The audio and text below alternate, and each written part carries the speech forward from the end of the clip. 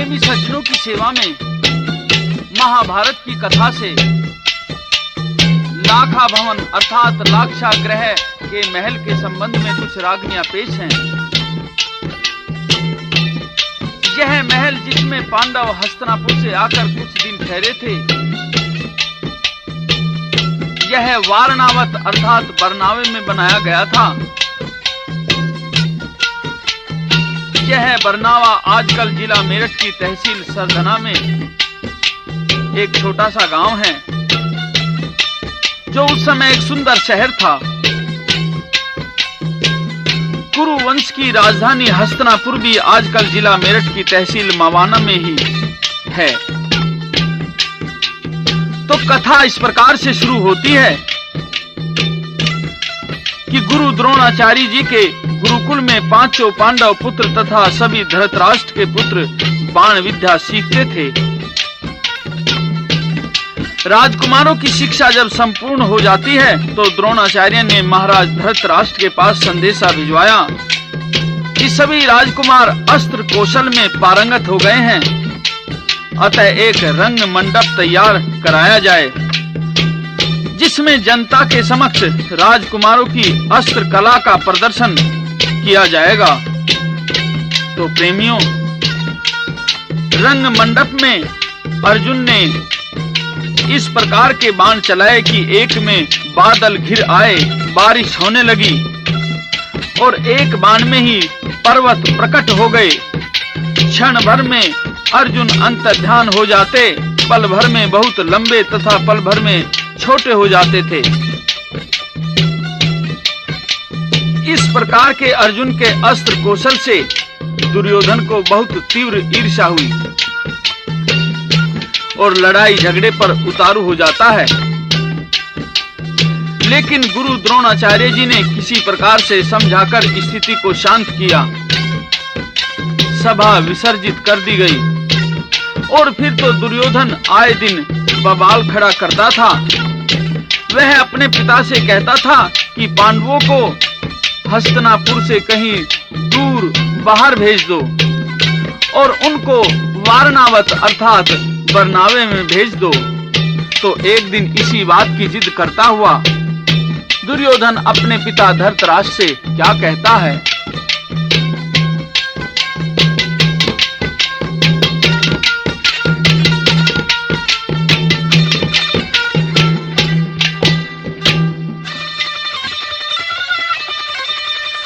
एक म्यान में रह नहीं सकती,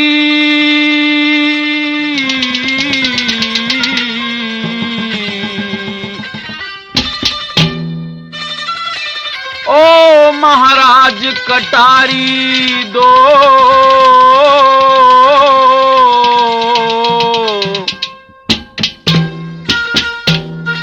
एक राज में रह नहीं सकते, राज के बड़े अधिकारी दो।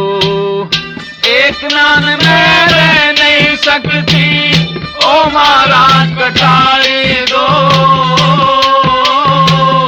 एक राज में रह नहीं सकते, राज के बड़े अधिकारी दो।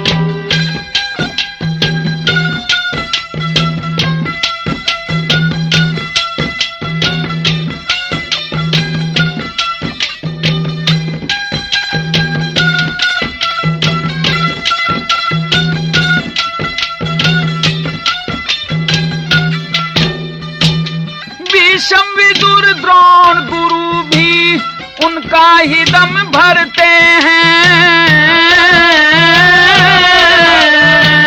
मैं उनसे डर कर रहता वे पांचों खुले विचरते हैं। ये मन ने अब मान लिया कि आप भी उनसे डरते हैं। कृपाचारी जैसे पंडित भी उनकी हाँ में हाँ करते हैं। कृपाचारी जैसे भी उनकी हाँ में हाँ करते हैं। कृपाचारी जैसे भी उनकी हाँ में हाँ करते हैं। उनको दे दो राजपाट और उनको दे दो राजपाट और मुझको बना भिखारी दो। एक एक राज में रह नहीं सकते, राज के बने अधिकारी दो। एक ज्ञान में रह नहीं सकती, ओ महाराज कटारे दो। एक राज में रह नहीं सकते, राज के बन अधिकारी दो।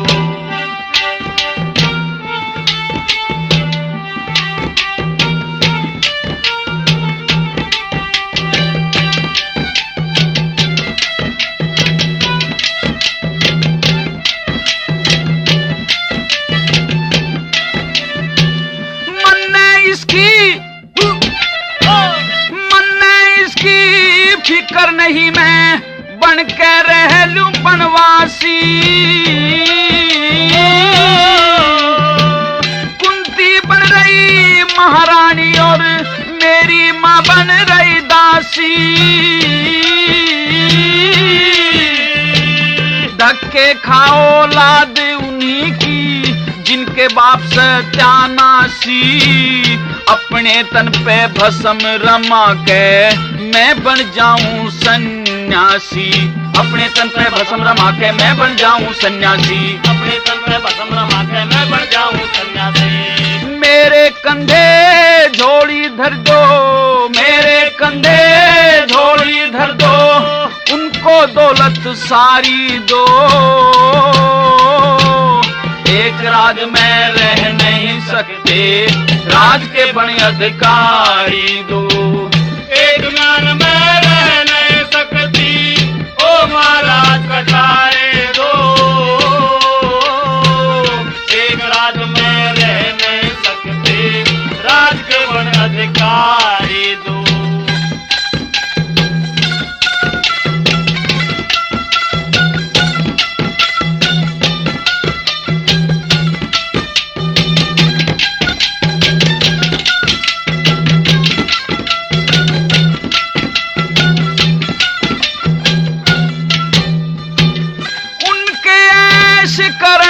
खातर भरा खजाना दिया रिता,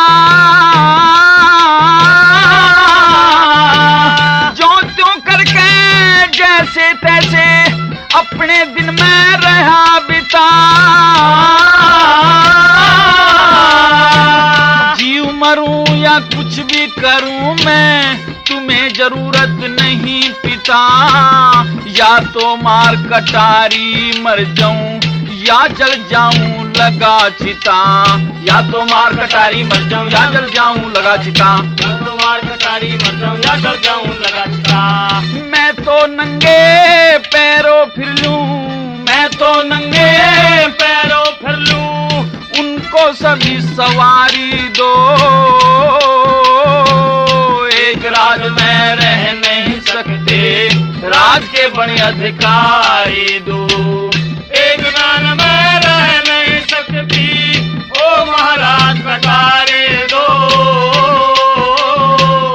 एक राज में रह नहीं सकते, राज के बन अधिकारी दो।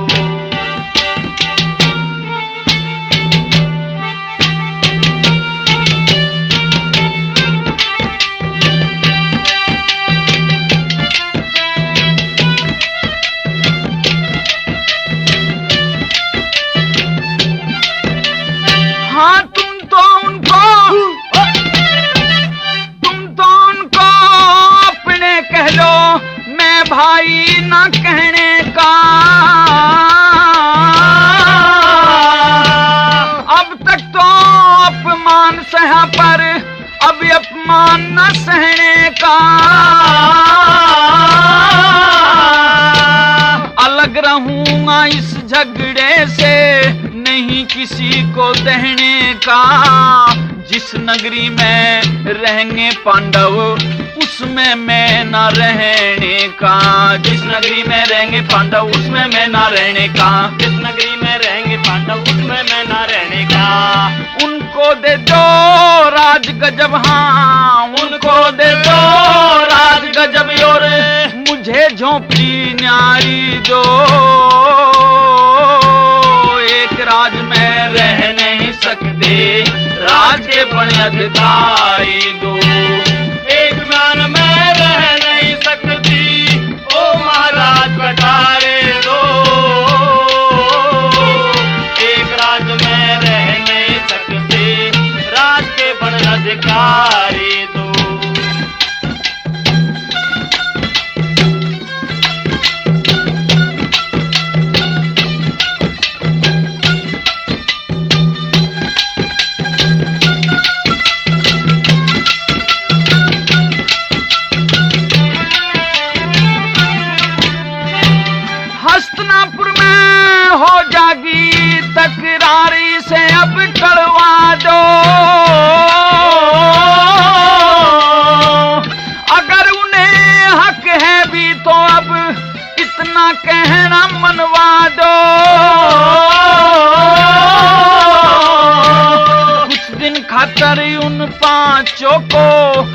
वरनावत में भिजवा दो, अग्नि धधक रही सीने में जरा शांति करवा दो, अग्नि धधक रही सीने में जरा शांति करवा दो, अग्नि धधक रही सीने में जरा शांति करवा दो।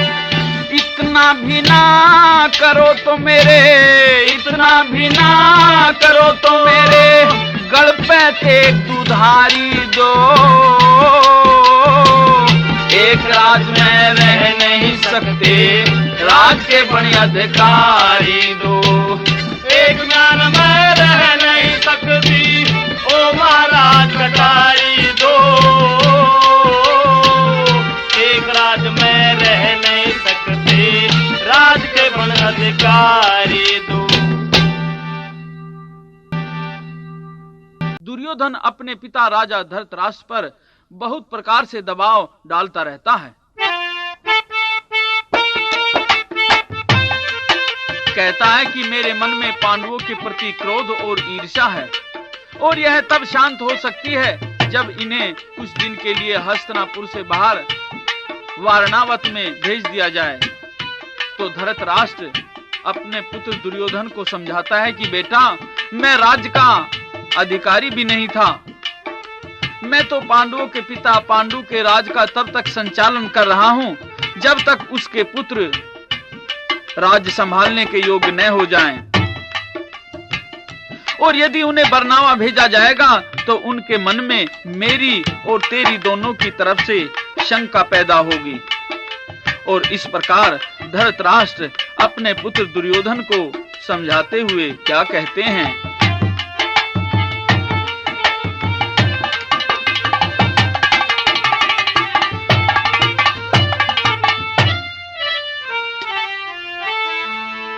तू मत बन ज्ञानी या बन जा बुरी कहानी लाल, तो मत बन ज्ञानी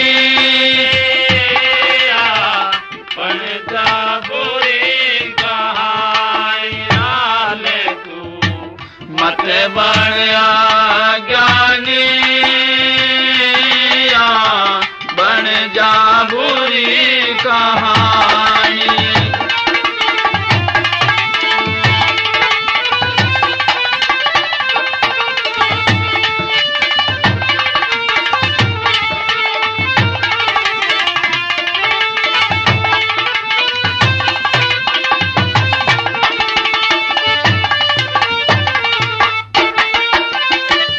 उनका रहना बरनावे में कर देगा उत्पात बेटा, गुरु द्रोण भीष्म देने उन दोनों का साथ बेटा, साथ बेटा। अब भी भलाई सी में है, मान मेरी बात बेटा, तेरी माँ का पकड़े फिरे दिन और रात हाथ बेटा, तेरी माँ का पकड़े फिरे दिन और रात हाथ बेटा। हो उसकी कुंती दो रानी या बन जा बुरी कहानी लाल, तू मत बन ज्ञानी बन जा बुरी कहानी।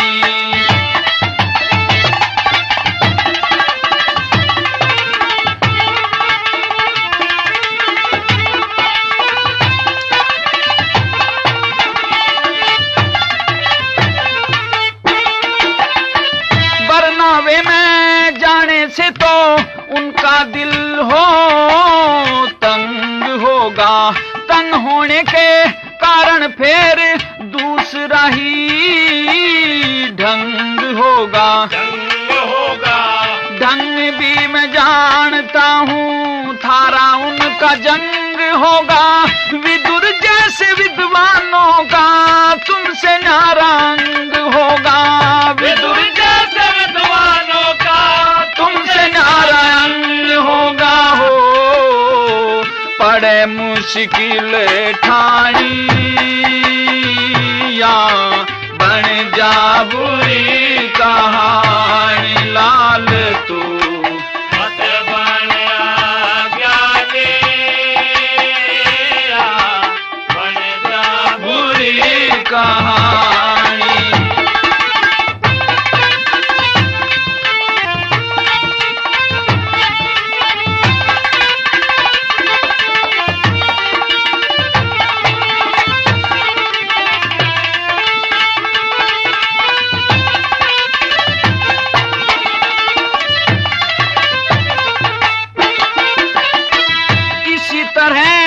आपस के माँ हो जागा तकरार बेटा, अबला और विधवाओं से भर जागा संसार बेटा। मान बेटा मनु नियम भंग होंगे बड़े अत्याचार बेटा, वरण संकर हो जाएंगे क्षत्रिय परिवार बेटा, वरण संकर हो जाएंगे क्षत्रिय परिवार बेटा। हो धर्म की हो हानि या बन जा बुरी कहानी लाल तू मत बन अज्ञानी, बन जा बुरी कहानी।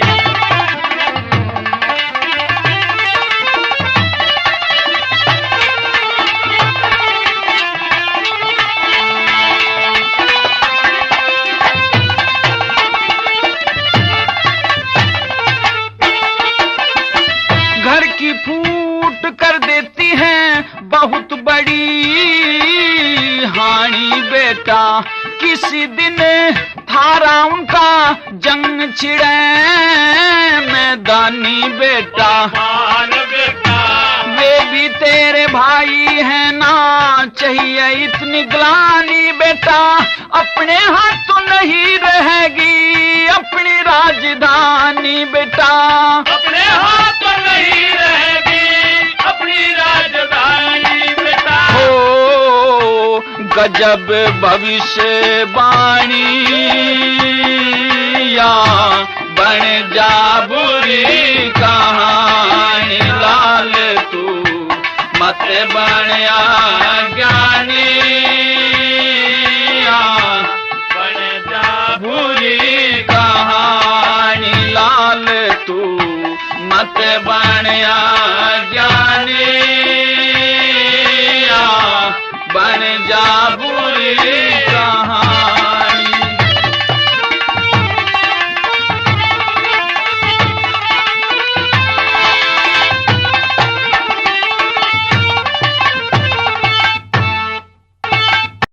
इस प्रकार से समझा बुझाकर धृतराष्ट्र ने अपने पुत्र दुर्योधन से कहा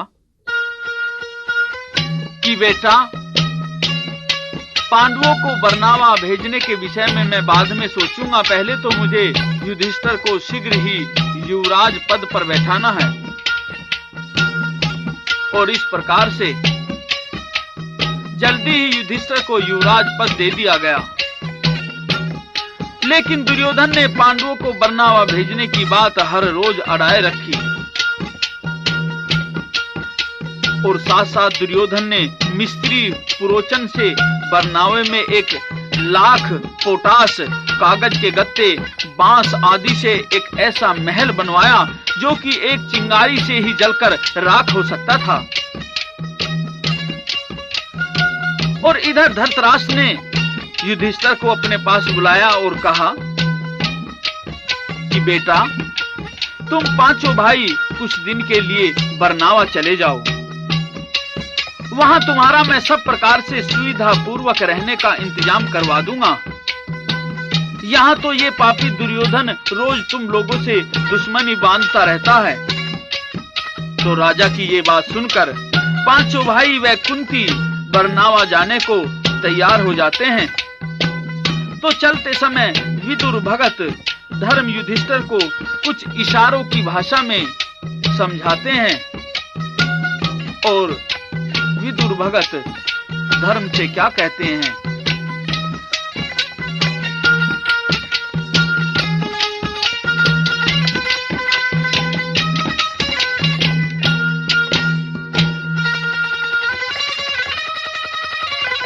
विदुर भगत दे रहा धर्म को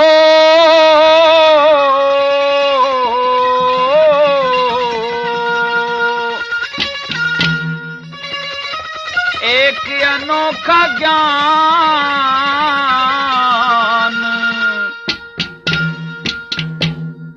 बात हमारी सुनो प्रेम दे दर हृदय में ध्यान।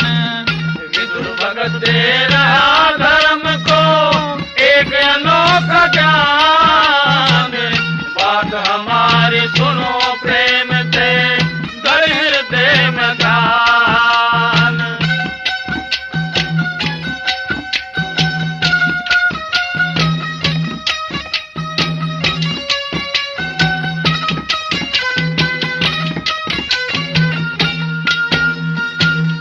एक अस्त्र है बिन लोहे का जिसकी सुन लेना तासीर मानव जाति का कर देता एकदम से वो नष्ट शरीर।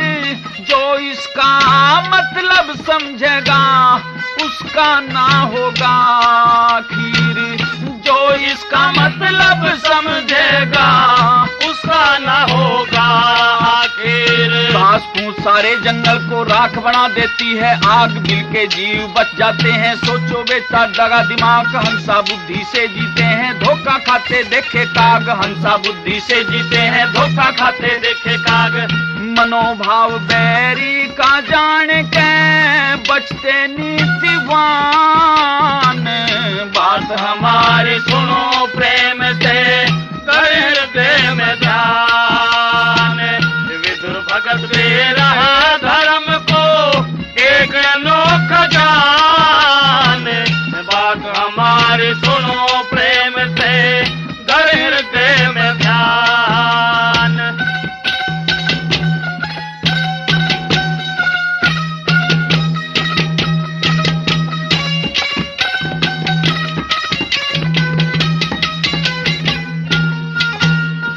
हाँ बैरी ने बनवा रखा हो जो बिन लोहे का हथियार। मजबूरी में फंस के एक दिन करना पड़े अगर स्वीकार। चूहे जैसे बिल में घुस के हो जाना है परली पार। चूहे जैसे बिल में घुस कर हो जाना है परली पार। नभ के तारे रात के अंदर रास्ता सही बताते हैं। पांचों इंद्री बस में रहे तो दुश्मन भी घबराते हैं। महापुरुषों के बोल हमेशा नर का साथ निभाते हैं। महापुरुषों के बोल हमेशा नर का साथ निभाते हैं। हिम्मत करने वालों की रक्षा करते भगवान।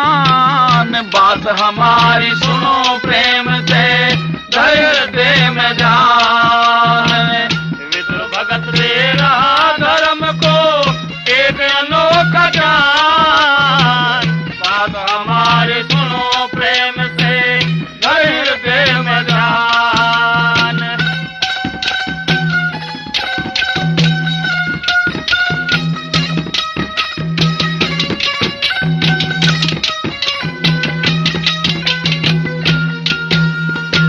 अंधा मानस दिशा क्या जाने ना सकता वो रास्ता खोज। राम भरोसे जिंदगी उसकी धरती माँ पे है वो बोझ। आंखों वाले बच जाते हैं चाहे विपदा वो रोज। आंखों वाले बच जाते हैं चाहे विपदा वो रोज। बिना धैर्य के मानस में होती नहीं समझदारी। आग बबूला होने से तो आखिर में होती ख्वारी। करके ध्यान गौरते सुनिए मेरी बात आज सारी। करके ध्यान गौरते सुनिए मेरी बात आज सारी। आंधी और तूफानों में भी अडिग रहे चट्टान। बात हमारी सुनो प्रेम से हृदय में जान। विदुर भगत दे रहा धर्म को एक अनोखा ज्ञान। बात हमारी सुनो प्रेम से हृदय में जान।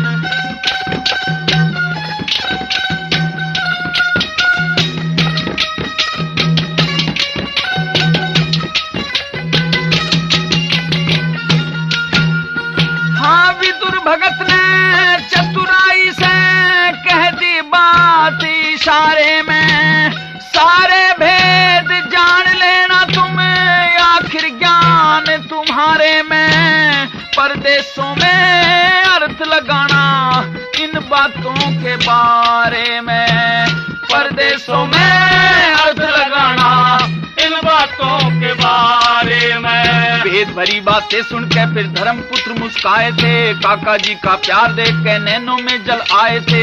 हाथ जोड़ प्रणाम करी चरणों में शीश झुकाए थे, हाथ जोड़ प्रणाम करी चरणों में शीश झुकाए थे। ले चले हरे राम बैस ले दिल में कुछ अरमान, बात हमारी सुनो प्रेम से करे हृदय में ध्यान। विदुर भगत दे रहा धर्म को एक अनोखा ज्ञान, बात हमारी सुनो प्रेम से करे हृदय में ध्यान।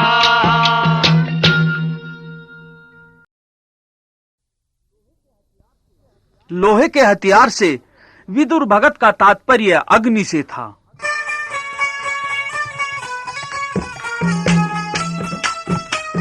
और चूहे के बिल से उसका अर्थ सुरंग से था। कारण यह था कि दुर्योधन ने जो महल बरनावे में पांडवों के लिए बनवाया था, उसमें लकड़ी की जगह कागज के गत्ते और बांस लगवाए और ईंट सीमेंट चूने की जगह लाख तेल चर्बी पोटास लगवाया था, जिससे कि महल एक चिंगारी दिखाते ही जल जाए और पांचों पांडव उसी में मर जाएं। लेकिन विदुर जी के रहस्य भरे शब्दों को युधिष्ठिर के अतिरिक्त कोई नहीं समझ पाया। अतः महल में आते ही उस महल की शोभा को देखकर सभी भाइयों ने खुशी मनाई और भीम तो महल की शोभा को देखकर बहुत खुश हुआ और युधिष्ठिर से क्या कहता है।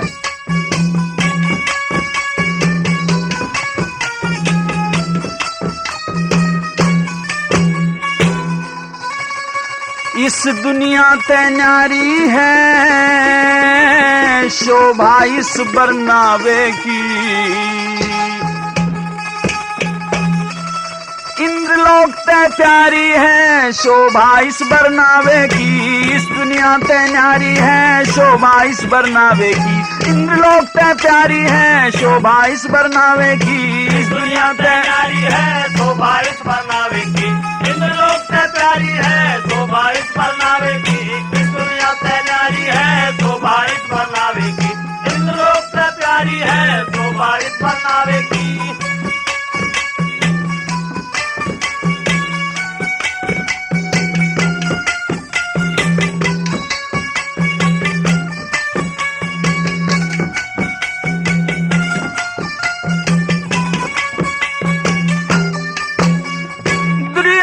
सारी लागत इसी महल में लगा दई, मूर्ख बना के उस पापी ने हमारी किस्मत जगा दई। दुर्योधन ने सारी लागत इसी महल में लगा दई, मूर्ख बना के उस पापी ने हमारी किस्मत जगा दई। मूर्ख बना के उस पापी ने हमारी किस्मत जगा दई। सुंदर चार दीवारी है ओ सुंदर चार दीवारी है शोभा इस बरनावे की, इंद्रलोक पे प्यारी है शोभा इस बरनावे की। दुनिया पे न्यारी है शोभा इस बरनावे की, इंद्रलोक पे प्यारी है शोभा इस बरनावे की।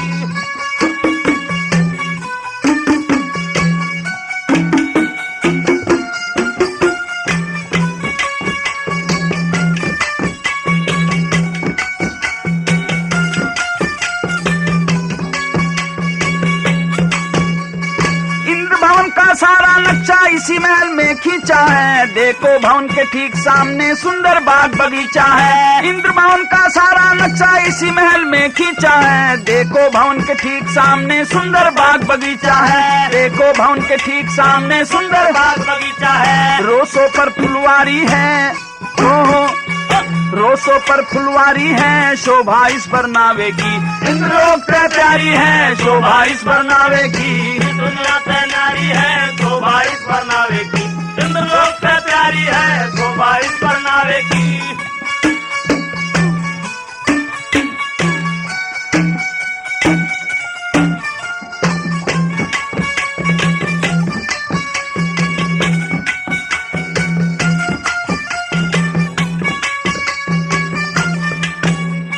शिल्पकारी को देख देख के हो होता बड़ा अचंबा है, चारों तरफ को सुंदर कमरे, बीच खड़ा एक खंबा है। शिल्पकारी को देख देख के होता बड़ा अचंबा है, चारों तरफ का सुंदर कमरे, बीच खड़ा एक खंबा है। चारों तरफ को सुंदर कमरे, बीच खड़ा एक खंबा है। जहाँ तहाँ अलमारी है, शोभा इस बरनावे की इंद्रलोक से प्यारी है, शोभा इस बरनावे की। इस दुनिया से न्यारी है, शोभा इस बरनावे की। इंद्रलोक से प्यारी है, शोभा इस बरनावे की।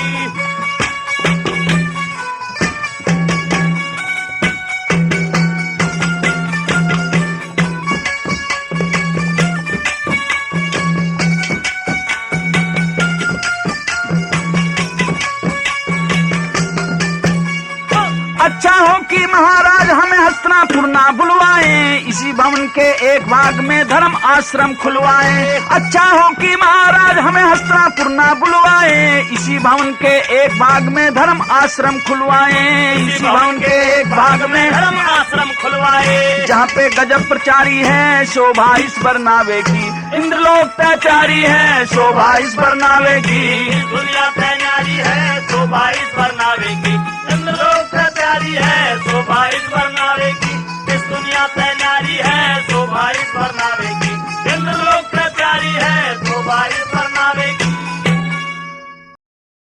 इस प्रकार से दुर्योधन तो इस उधेड़ बुन में था कि महल को किस प्रकार से जलाया जाए, तथा उधर विदुर भगत सोच रहे थे कि किस प्रकार से पांडवों को लाखा भवन से बचाया जाए।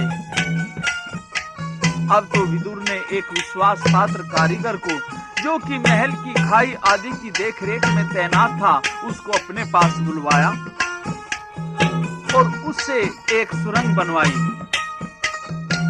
जो कि महल में एक खंबे के नीचे खुलती थी। और फिर उससे कहा कि जाओ और युधिष्ठिर को यह सब जानकारी दो कि यह महल दुर्योधन ने विश्वासघात करने के लिए और तुम्हें मारने के लिए बनवाया है, और इसमें 14 की रात को आग लगाकर सुरंग के रास्ते से सारे भाई अपनी माता सहित बाहर निकल जाना।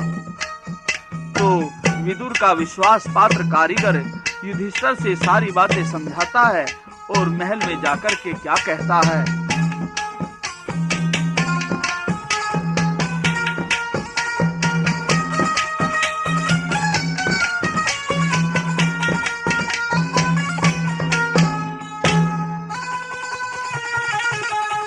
दुर्योधन ने महल बनाया, बरनावे मकारी से।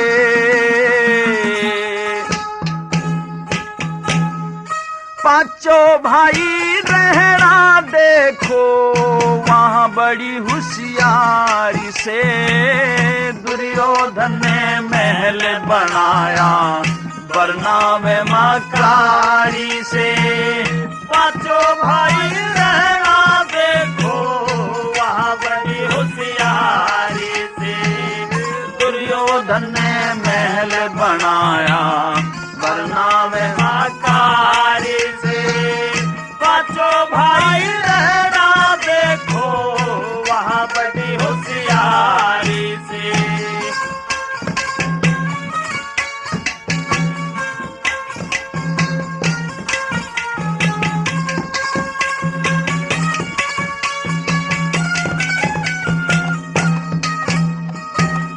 जिस दम देखो वहाँ महल को, देख देख हर्षाओगे। हस्तिनापुर के महलों से भी अच्छा उसे बताओगे हो, अच्छा उसे बताओगे।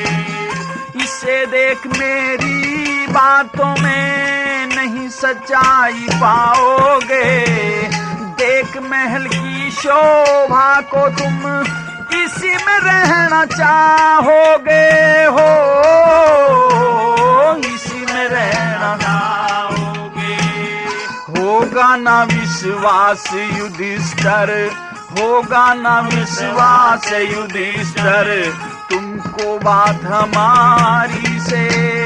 पांचों भाई रहना देखो वहाँ बड़ी होशियारी से। दुर्योधन ने महल बनाया परनावे माकारी से। पांचों भाई रहना देखो वहाँ बड़ी होशियारी से।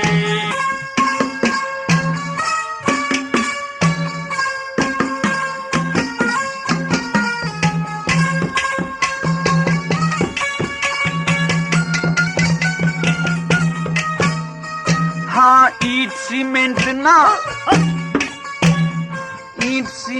न लगा कहीं भी, भिगो तेल में बांस खड़े, कली चुनने की नहीं ली पाई, मनसली और पोटास जड़े हो,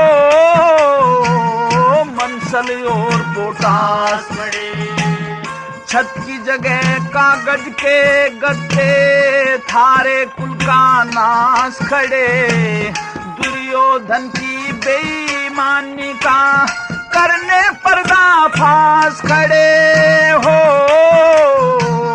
करने पर्दाफाश खड़े। नहीं भरम होता है ऐसी, नहीं भरम होता है ऐसी, बना हुआ शिल्पकारी से। पांचों भाई रहना देखो वहाँ बड़ी होशियारी से। दुर्योधन ने महल बनाया परनावे माकारी से। पांचों भाई रहना देखो वहाँ बड़ी होशियारी से।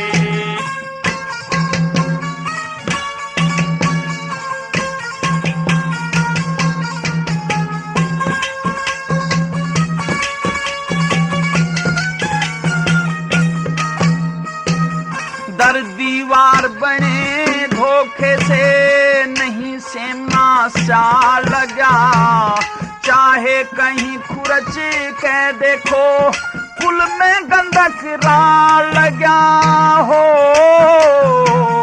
कुल में गंधक रा लगा। थारे प्राण हरण को देखो दुर्योधन चंडाल लगा, दुर्योधन की चालाकी से वहाँ सारों का काल लगा हो, वहाँ सारों का काल लगा। जल के हो जा राख भवन ये, जल के हो जा राख भवन ये, एक छोटी सी चिंगारी से। पांचों भाई रहना देखो वहाँ बड़ी होशियारी से। दुर्योधन ने महल बनाया परनावे माकारी से। पांचों भाई रहना देखो वहाँ बड़ी होशियारी से।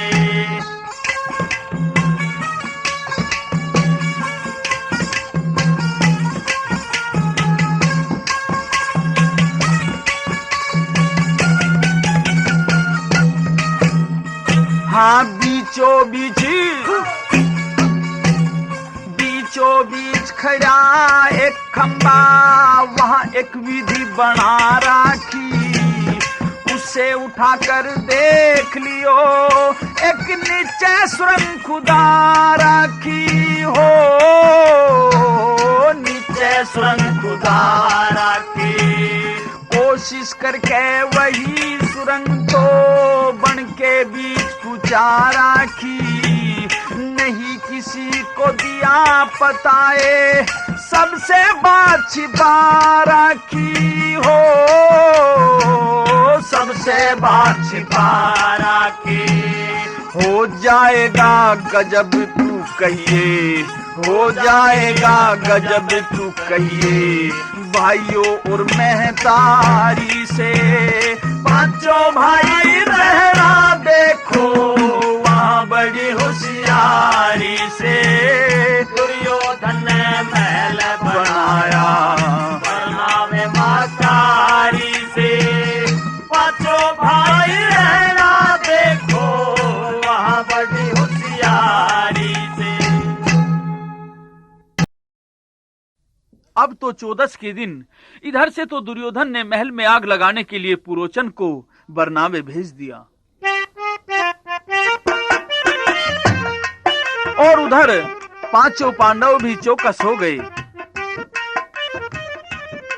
पुरोचन महल में रात के 12 बजे आग लगाता, इसलिए वह तो महल के गेट पर बनी अपनी कोठरी में दिन छिपते ही सो गया।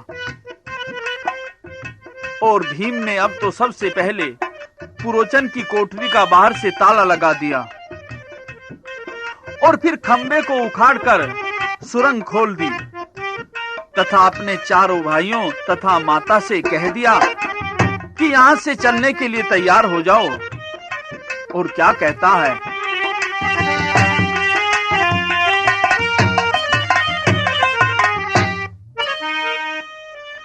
इस मोत महल को छोड़ चलो मेरे भाई, इस मोत महल को छोड़ चलो मेरे भाई, ओ इस मोत महल को छोड़ चलो मेरे भाई।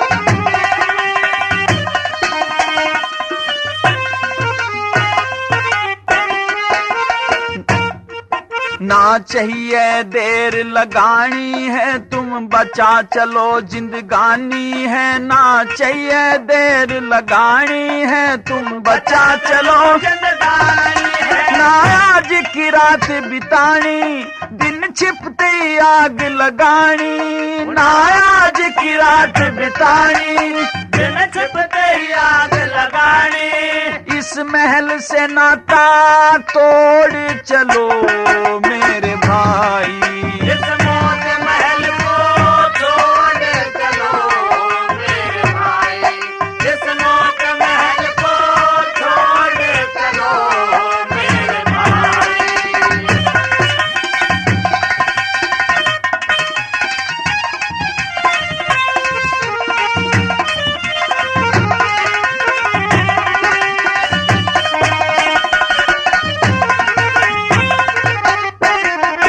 मन रो क्या उल्लू का पठा, वो आया खेल कह सटा। मन रो क्या उल्लू का पठा, वो आया खेल कह सटा। पुरोचन को अंदर रोक्या और बाहर से ताला ठोक्या।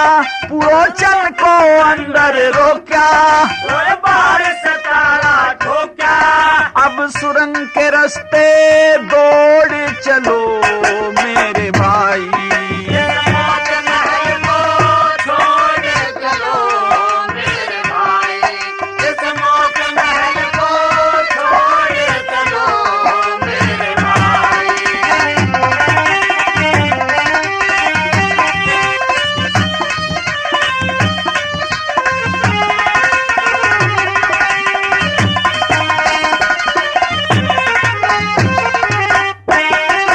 कल पता लगे न पुरोचन का और उस पापी दुर्योधन का। कल पता लगे न पुरोचन का और उस पापी दुर्योधन का। उस पापी बेईमान का, बदनीति अज्ञान का। उस पापी बेईमान का, बदनीति ज्ञान का। दुनिया में भंडा फोड़ चलो मेरे भाई, इस मोत महल को छोड़ चलो मेरे भाई, वो इस मोत महल को छोड़ चलो मेरे भाई।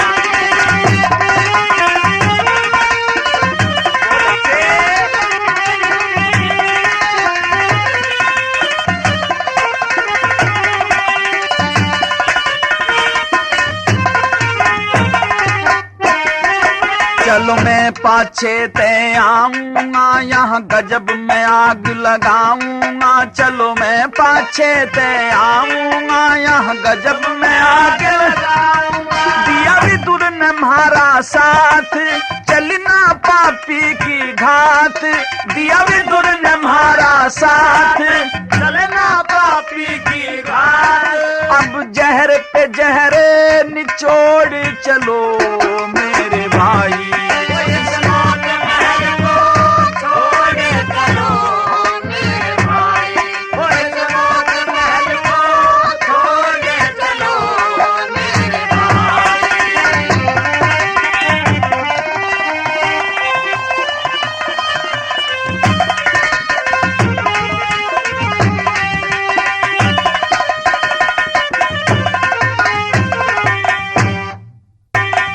इस प्रकार से चारों भाइयों व माता को सुरंग के रास्ते से भीम ने भवन के बाहर भेज दिया।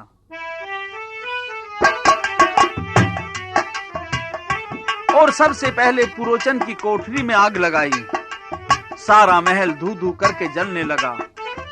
अब तो भीम सुरंग के मुंह पर खड़ा होकर अग्नि का नजारा देखता है। उस समय का वर्णन सुनिए।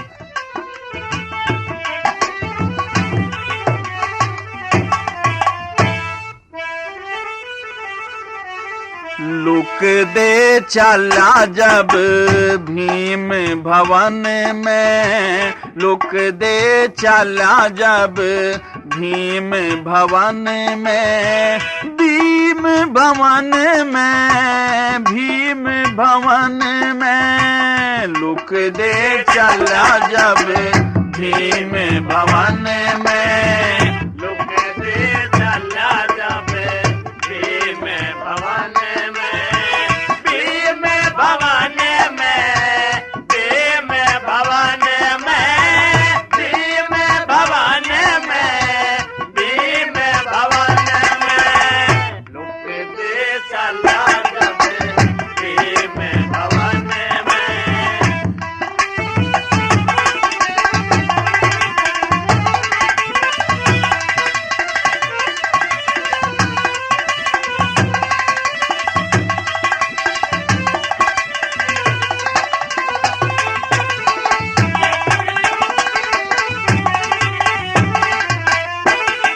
सब खाट खटोली मुढ़े सामान किया सब कट्ठा, पड़ा पुरोचन भवन में सोवे बन उल्लू का पट्ठा।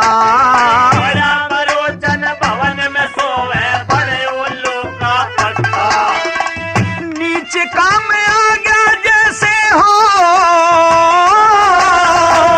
नीचे काम आ गया जैसे सामग्री हवन में, नीचे काम आ गया जैसे सामग्री हवन में, लुक दे चला जब भीम भवन में, लुक दे चला जब भीम भवन में, और भीम भवन में, भीम भवन में, भीम भवन में, भीम भवन में, लुक दे चला जब भीम भवन में, लुक दे चला जब भीम भवन में।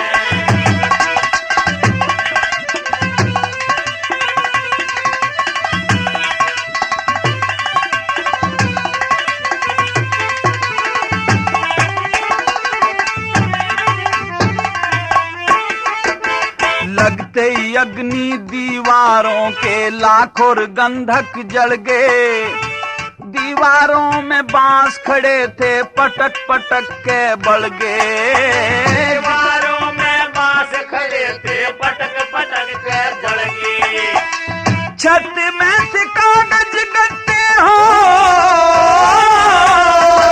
छत में थे कागज गत्ते राख हुई पवन में, लुक दे चला जब भीम भवन में, लुक दे चला जब भीम भवन में, भीम भवन में, भीम भवन में, भीम भवन में, भीम भवन में, लुक दे चला जब भीम भवन में, लुक दे चला जब भीम भवन में।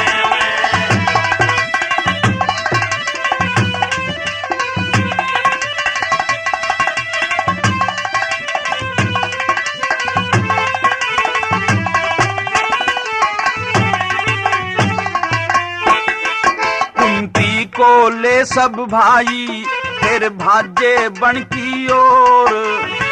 भीम बली तो खड़ा सुरंग पे देख रहा कर गौर। हाँ, भीम बली तो खड़ा सुरंग पे देख रहा कर गो।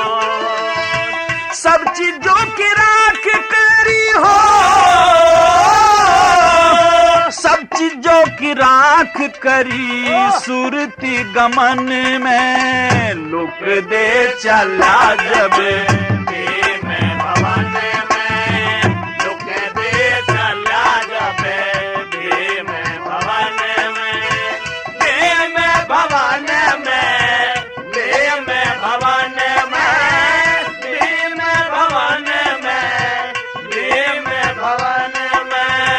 लुक दे चला जब भीम भवन में, लुक दे चला जब भीम भवन में।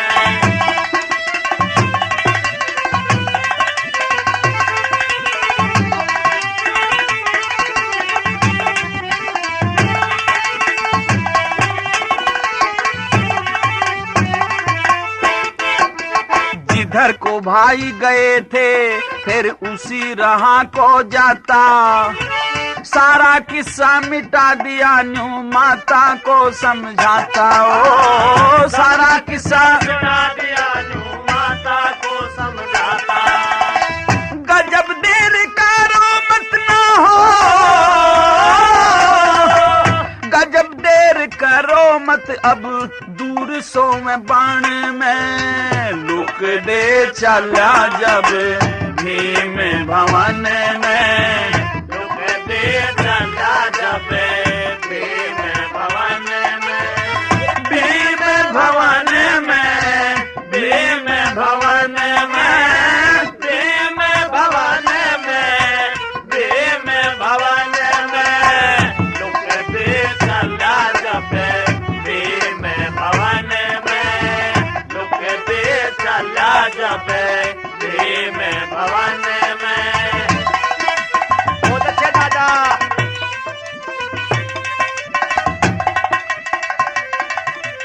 और आग लगाकर भीम सुरंग के रास्ते से उसी वन में आ जाता है जहां चारों भाई व कुंती माता उसका इंतजार कर रहे थे। तो माता कुंती ने बताया कि भीम, एक तो बहुत बुरा काम हुआ है। तो भीम पूछता है कि माता क्या बात हुई?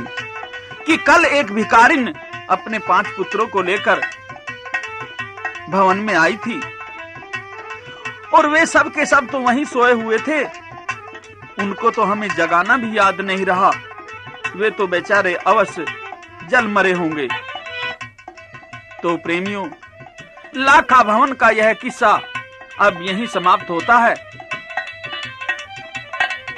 महाभारत की कथा हम आगे आपको सुनाएंगे और उसमें भीम के विवाह का प्रसंग पेश किया जाएगा।